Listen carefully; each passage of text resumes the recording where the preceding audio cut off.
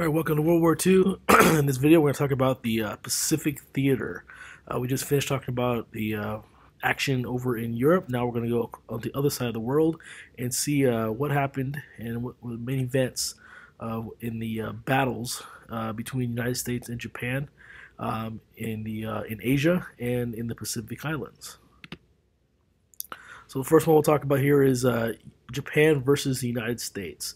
So for this one, we have two hashtags here, hashtag P. Diddy and hashtag John Cena. So let's go take a look at hashtag P. Diddy before. We've talked in earlier videos about why Japan became so aggressive. This reminds me of P. Diddy's famous song from way back in the 1990s called Can't Hold Me Down. So Japan, wanted to be like the rest of the world. They wanted to modernize, be like European countries, and they felt like the United States could hold them down. So this idea that U.S. is kind of holding them back is kind of going to fuel Japan's kind of, I guess, for lack of a better term, anger towards the United States. So reason why we're also going to throw in there is hashtag John Cena is because they felt like the time is now. John Cena's very famous entrance song when he enters the ring for a wrestling match is called "The Time Is Now." So they felt like they had to strike now. This is the time for us to take advantage of the war on the other side of the world with all these European countries all over the world who are fighting each other. They also have a lot of interests here in Asia. They own land right here in Vietnam, Indochina. France owned it. England had some territories in what's now today Indonesia, Burma, Malaysia, Singapore. They're busy. They can't defend their territories. So Japan, after they take over parts of China, start taking over the European-owned areas in Asia, they figured, hey, the time is now. Okay, these European countries are too busy to defend their territories, so we're going to go out and get what we need. What do we need to get? We need resources. The Asian mainland, these the islands here in what is now Indonesia and even into Australia, they have lots of resources that Japan needs. Japan is an island. They have limited resources. They have to go out and get it. And like John Cena says, the time is now. So when Japan starts attacking European-owned lands over here in Asia, the United States simply says no. Don't do it. Shame on you, Japan. But Japan knows, hey, you know what? You guys aren't going to do anything about it. You guys are too far away. You guys are too kind of worried, trying to figure out whether or not you want to go help out in the war in Europe. We're just going to do it. Try and stop us. So because the United States did nothing but talk, Japan just felt very empowered and emboldened, and they went out and took whatever they wanted. So the next step here has to do with Pearl Harbor. So we have two hashtags here. We have hashtag La Onda and hashtag Ric Flair. So let's start off here with hashtag La Onda. If you're a fan of the movie Blood In, Blood Out, the famous prison gang from that movie is La Onda. And La Onda is very strategic in the way they attack. Very strategic. And very similar to the way Ric Flair attacks his opponents. So let's first talk about La Onda. La Onda wanted to become the dominant prison gang in the San Quentin prison in the movie. And they used very sneaky tactics to try and distract their enemies before they attacked and became the dominant prison gang in that movie. Now, Ric Flair, as we can see here, taking out his opponent with a famous chop block where he goes after his opponent's knee to weaken the knee, so now he has a huge advantage, was similar to what the Japanese did at Pearl Harbor to take out one of our strengths. In case in wrestling, you need to have a strong set of knees or you're not going to be able to fight. So in a manner that was very similar to both Ric Flair and La Onda, Japan's going to attack the United States. They know the United States is the only thing that could stop them from building an empire throughout Asia and the Pacific Ocean. So Japan, they're saying, all right, you know what we got to do? We have to take out their base in Hawaii, which is where Pearl Harbor is located. So Japan, with a very sneaky move, similar to the way that La Onda planned out their hit against their rival gangs, is going to sneak up on the United States, catch them when they're not paying attention, unaware, not ready, and they strike a huge blow to the United States Navy, which was much of it was stationed there in Pearl Harbor, Hawaii. So when it's all said and done from this attack, as you can see in the GIF right over here, it crippled our navy. Luckily, we had a few ships that were out, not in port at that time. They were doing some practice maneuvers that didn't get sunk, but it bought Japan a lot of time. Now, with most of our navy needing to be rebuilt, is now while we're trying to rebuild it, Japan can do whatever they want throughout the Pacific Ocean, throughout Asia, and we were powerless to stop them. So just like here, when it's all over, we're all bloodied up here like Stone Cold Steve Austin. But Japan's going to make a huge mistake. They sent 2 waves of attacks at Pearl Harbor, devastating us. And then they sailed back away. Huge mistake. Had they launched another attack and destroyed everything else we had, we really never would have had a chance against Japan. They could have invaded the United States had they wanted to, but they did not finish the job. And really what they did was piss off the United States. So this picture here really shows, okay, you bloodied us. What happened as a result of this match here, you see Stone Cold Steve Austin right here.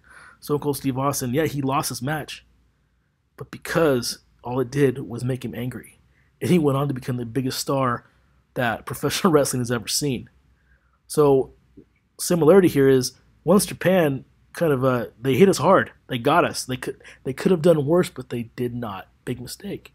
So now we get angry, and just think of the Incredible Hulk. We hulked up and went on to become the most powerful military that the world had ever seen. Here's a quote from one of the Japanese commanders here. He says, "I fear all we have done is awaken a sleeping giant and fill him with a terrible resolve." This guy could not have been more correct. All he did was piss us off and made us stronger, to the point where we are going to get the ultimate revenge upon Japan.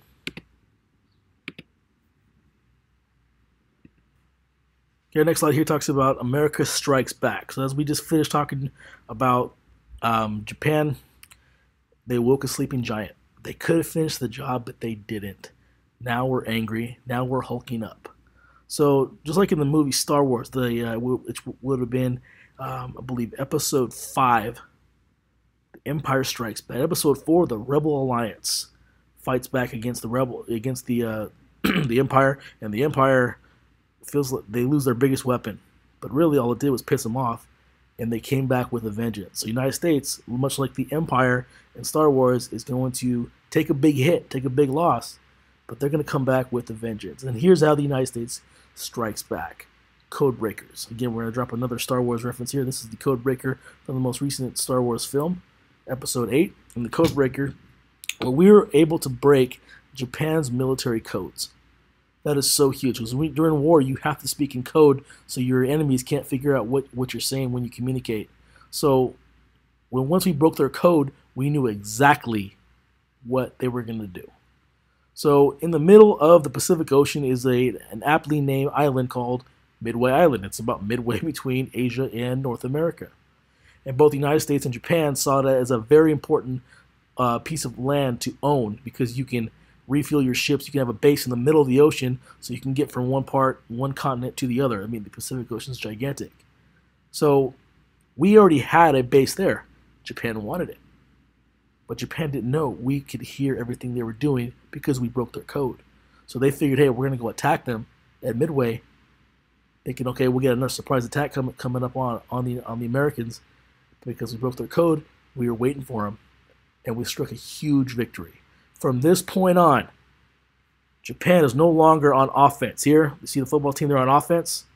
Now, they're on defense. Now, they are retreating back towards their home islands. And this is a huge turning point, because now Japan is no longer on the attack, they're on the defensive. We're the ones on the attack. They're like, oh, crap. I guess that commander was right. We awakened the sleeping giant.